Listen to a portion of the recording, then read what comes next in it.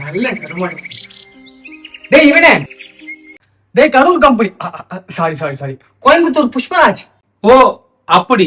ஓ அப்படியா விஷயம்.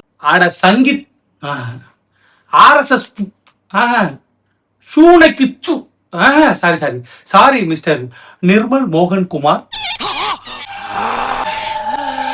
ஓ நான் ஷூ நக்கன வரலாற சொல்றியா? இப்ப பாரு, மாண்புமிகு 3 மணி நேரம் பாத்ரூம்ல உட்கார்ந்த எதிர்கட்சி புஷ்பராஜ். அறிவழகன், இனிமேல் உங்களை நான் அறிவழகன் தான் கூப்பிடுவேன். என்ன மிஸ்டர் நிர்மல் மோகன் குமார், ட்ரிகர் ஆகி உங்களுக்கு பிடிச்ச இடத்த பத்தி பேசுறீங்க?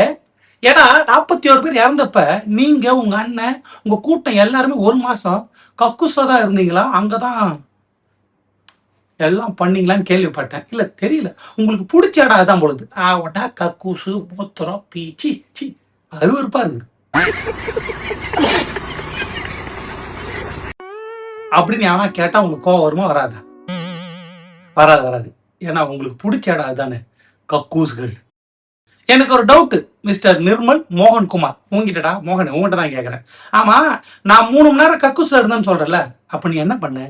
எட்டி பாத்தியா? ஏன் நீ வந்து எட்டி பார்த்த? ஓ எனக்கு பேண்ட் அவுத்து ஜெட்டி அவுத்து என்னை ஆய் போக வைக்க வந்தியா? நான் ஆய் போயிட்ட பிறகு கழுவி விட்டு என் ஜெட்டி பேண்ட் போட்டு எனக்கு ஜிப்பு மூட வந்தியா?